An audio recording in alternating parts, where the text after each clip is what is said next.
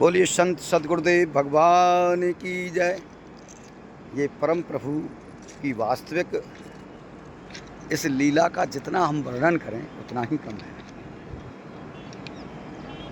भगवान की कृपा से भगवान ने जो इस मानव प्राणी के लिए जो ज्ञान दिया है, ज्ञान का दीपक इसके हृदय में जलाया है। भगवान ने प्रकृति को किस तरह से नियंत्रण में किया हुआ है और प्रकृति में हमको किस किस तरह की सुविधाएं दी हैं, ऐसी विवेक इस मानव प्राणी के अंदर भगवान ने दिया है। इन ट्रेनों की तरफ देखो हैं, और इस ट्रेन से प्राणी ना जाने कितनी दूरी को तय कर लेता है कम समय में। पहले पैदल चलने का टाइम था, फिर साइकिल का आविष्कार हुआ, मोटरसाइकिल का आविष्कार हुआ, कार का आविष्कार हुआ, और पहले ट्रेन भी थी लेकिन बहुत कम थी, और अब प्लेन का सब कुछ का भगवान ने हम जीव आत्माओं के लिए, मानव प्राणियों के लिए कितनी कितनी विशेष सुविधाएं प्रदान की हैं। और पेड़ पौधों का, अनेक प्रकार की प्रकृति वनस्पति का, अनेक प्रकार के जो इस मानव प्राणी के लिए जिन जिन वस्तुओं की, जिन जिन तत्वों की ज़रूरत है, उन सभी तत्वों का भगवान ने इंतज़ाम किया है। विटामिन्स को लेकर के, मिनरल्स को लेकर के, और अनेक प्रकार के जो और भी पोषक तत्व हैं उनको लेकर के हर जगह हर व्यवस्था हमारे प्रभु ने की है। ऐसे प्रभु को भूल करके अगर हम सांसारिक चिंतन में ही पड़े रहें, अविवेक में ही पड़े रहें, मोह में पड़े रहें, तो ये हमारी कोई बहादुरी नहीं है, हमारा कोई ज्ञान नहीं है। ये मानिए कि हमारा ज्ञान, हमारा सत्य माया के आवरण के द्वारा ढका है, ढका हुआ है। हम नित्य निरंतर लगातार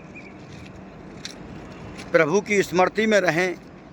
प्रभु की स्मृति के लिए भगवान नारायण से हृदय से कोटि कोटि प्रार्थना करें कि हे प्रभु, आप जब विवेक देते हो तब जीव पर आप बहुत खुश हो जाते हो, तब विवेक प्रदान करते हो। और जिस जीव के अंदर विवेक आ जाता है वो अच्छे अच्छे गुणों को ग्रहण करता है और अवगुणों को त्याग देता है, नज़रअंदाज कर देता है। ये आपकी करुणा कृपा इस जीव के ऊपर है, मानव जीव के ऊपर है। जो मानव प्राणी का ज्ञान सर्वश्रेष्ठ ज्ञान है। वो क्यों? ज्ञान तो सभी के अंदर है, सभी जीवों के अंदर है, लेकिन मानव प्राणी का जो जन्म है और जो ज्ञान है, क्योंकि वो ज्ञान उद्देश्य वाला होता है, उस उद्देश्य को प्राप्त करने के लिए, उस परम लक्ष्य को प्राप्त करने के लिए इसमें भूमिका बनाने की और इसमें उसको प्राप्त करने की सोच दी है भगवान ने। और जीवों में ऐसा नहीं है, वह अपना परम लक्ष्य, परम उद्देश्य स्वीकार नहीं कर पाते और ना ही वहाँ तक बुद्धि पहुँचती है, न मन पहुँचता है। केवल खाना पीना, सोना बैठना उठना, ये सब और जीवों के साथ में है, लेकिन मानव प्राणी के साथ में इससे अलग और भी कुछ है। अगर प्राणी विवेक से कार्य करे और अन्य दोष और संग दोषों से बचते हुए अपने जीवन को निर्वाह करे, तो भगवान इसको विशेष प्रकार से योग देते हैं।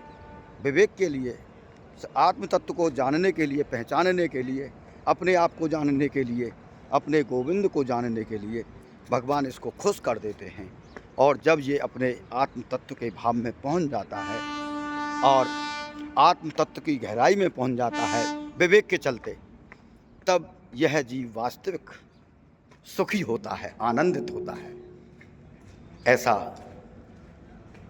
प्रत्येक साधक का भाव होता है, इसमें किंचन मात्र भी संदेह नहीं है। क्योंकि एक चौपाई रामचरितमानस, अस विवेक जब दे विदाता, विवेक रूपी टॉर्च जब प्रभु प्रदान कर देते हैं और प्रभु किसी ना किसी संत सदगुरु रूप में आकर के इस जीव आत्मा को विवेक प्रदान कर देते हैं, उस विवेक के चलते प्राणी सत्य और असत्य को पहचान लेता है। सत्य और असत्य का उसके हृदय में बोध हो जाता है, कर्म अकर्म का उसके हृदय में बोध हो जाता है, और वह प्राणी वास्तविक ही कुछ ही समय में चलते हुए अपने परम लक्ष्य, अपने गंतव्य को प्राप्त कर लेता है, जैसा भी हम संत महापुरुषों की कृपा से समझ पाए हैं। और बाकी तो सभी जीव स्वतंत्र हैं, जिसको जो भी अच्छा लगे वही कर सकता है, क्योंकि सब में भगवान ने स्वतंत्रता दी है। लेकिन उस करने के बाद जो फल है उसके लिए प्राणी परतंत्र है। और वह फल भगवान की कृपानुसार, भगवान की आज्ञानुसार ही प्राणी को उसके कर्मों को देख करके ही मिलता है। जय श्री कृष्ण, जय श्री राधे। आपका दिन मंगलमय हो, भगवान से यही प्रार्थना करते हैं। जय जय श्री राधे।